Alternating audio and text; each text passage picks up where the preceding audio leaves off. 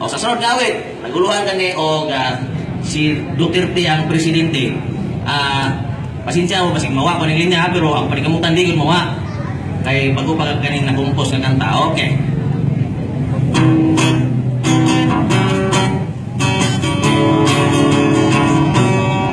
Philippines ang atong country. Si Duterte ang presidente. Si Lini ang iyang besi. Bato de la Rosa ang si PNP. Ipanoskan ang kampanya sa droga. Unong kabuan lang ang kontrata. Ang mga drug lord karon hadlok na. Ang uban wa patuon maong na nga tumba.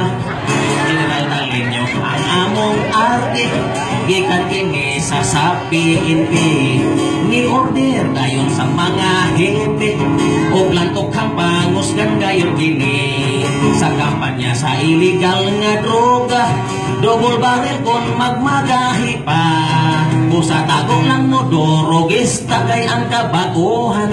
Ani ana ako ang nabalitaan karon.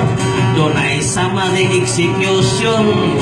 Magalilis ang paminawon. Tungod sa droga inedyot karon.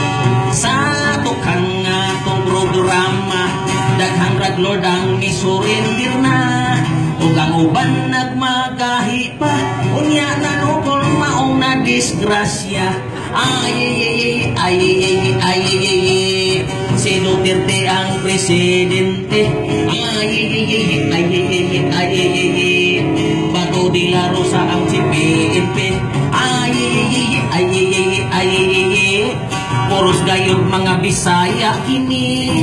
Ang mga drug lord karon hadlok na. Ang uban kanila ni surrender na. Daghan gayod ang gahi o polo. Nagpatuko nga mi surrender ang mundo.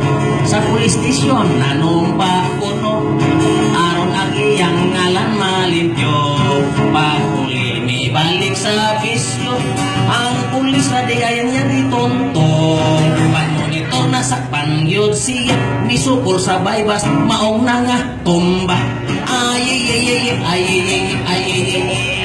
Si Duterte ang presidente. Bato de la Rosa ang si PNP. Puros gayod mga Bisaya ini.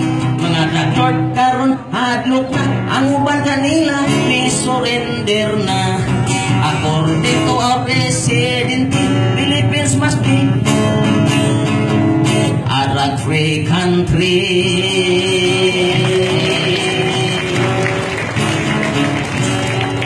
Daghang salamat uway sa bayan.